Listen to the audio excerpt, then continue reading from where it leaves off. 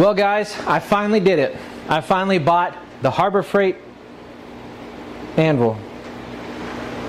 Wait, this isn't the right one. Hold on just a second.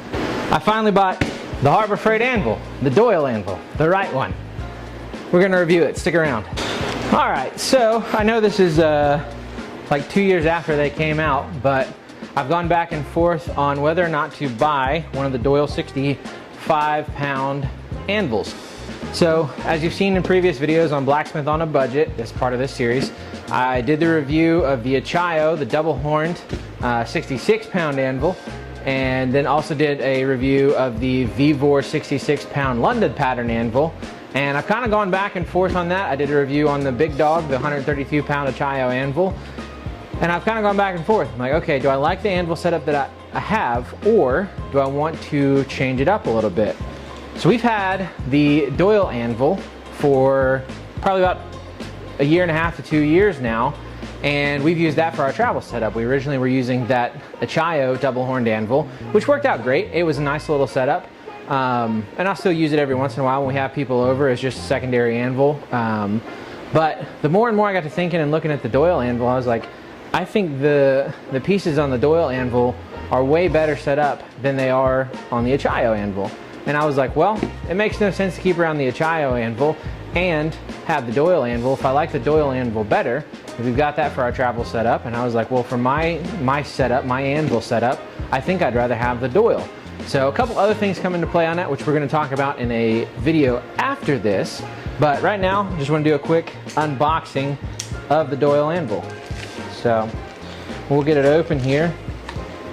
Not going to be much of a review or anything like that. There's been plenty of reviews and videos like that. We'll just take a quick look at it and just kind of let you know why choosing this over the old Achio. The Achio has done great. I've had it since 2020. It does what it needs to do, but I think it's time to upgrade.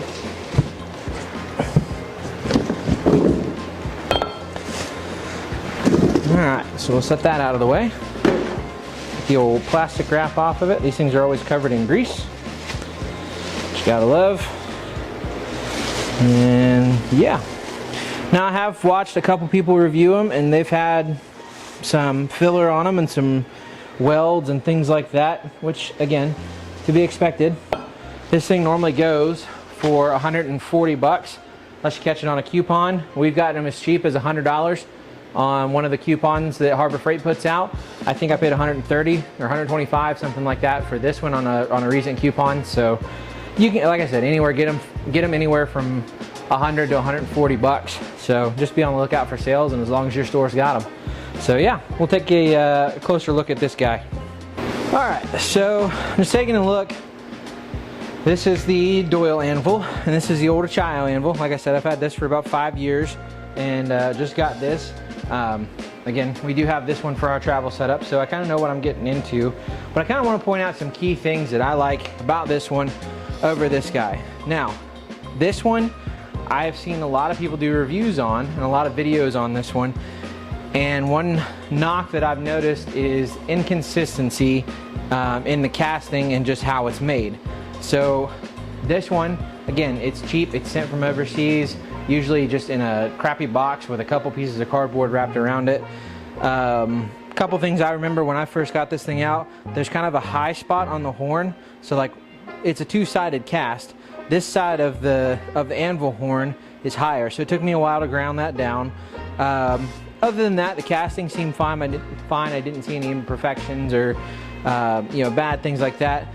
The hardy hole was in okay shape. I've seen them come out really rough. I've seen them come out okay. This one was in okay shape. Other than that, I don't really have any other knocks against it. You can see, just little marks and little spots in here where the casting is imperfect.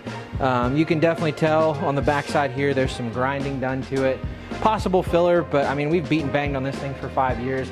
Haven't had any issues with it, so I'm not really all that upset about it.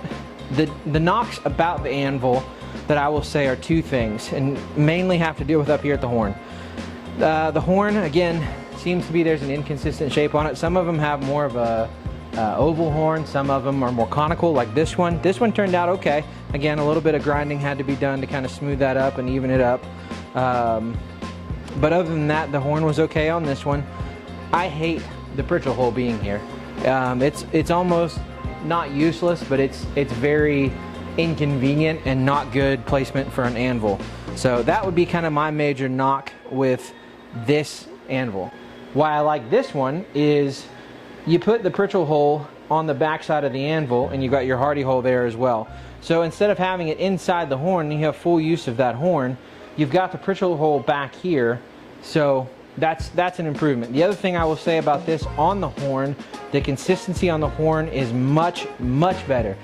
These have all, from what I've seen, every anvil I've seen, and we've bought now 4 of them and seen tons of people review them, the horn has got a lot pointier end to it, where this one is kind of more snubby. It's kind of more of a thicker end to it. The horn on this one is very nice. So that would be, I think, the 2 pluses about this. Now, it's not a knock or a good or a bad thing. I will say the end of this one has a squared off end, which is similar to our big German pattern forged anvil down here.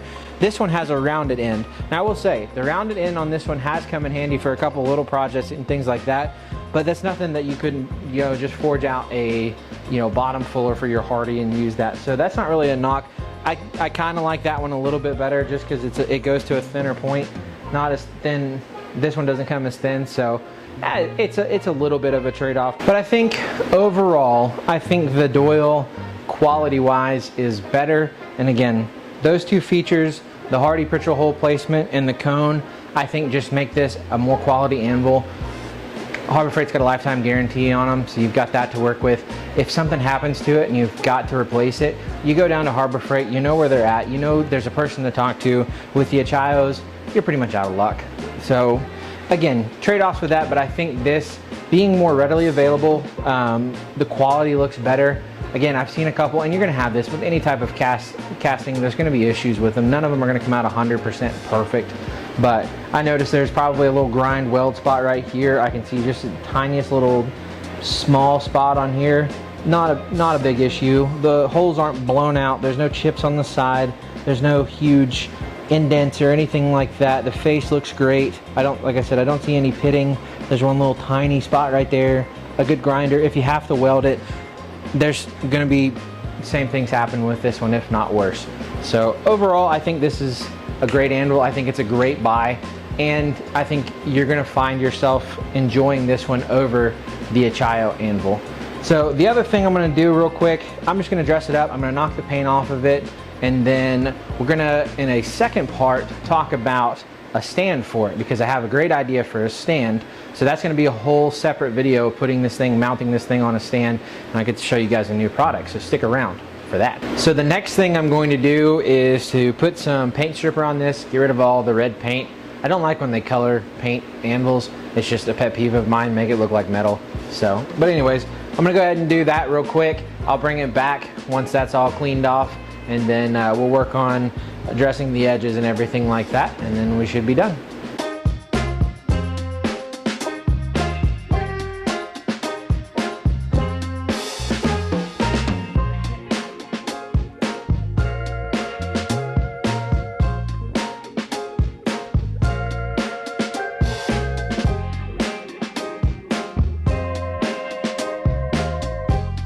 All right, so there you go. The Doyle Anvil is now cleaned of the red paint.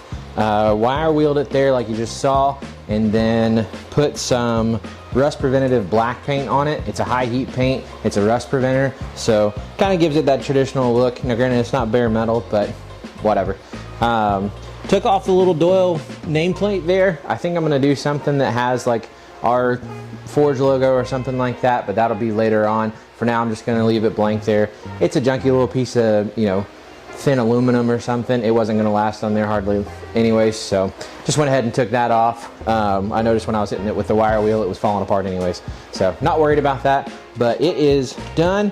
Haven't done anything on the face other than just hit it with the surfacing tool. Just made it nice and smooth. I'll work on chamfering the edges, rounding those over to how I like them once I get it onto the stand. Now stand is the next part, so that's going to be in part 2. We're not going to do any forging, we're not going to do anything on this anvil. There's plenty of videos out on that, and we'll show that here in the next video.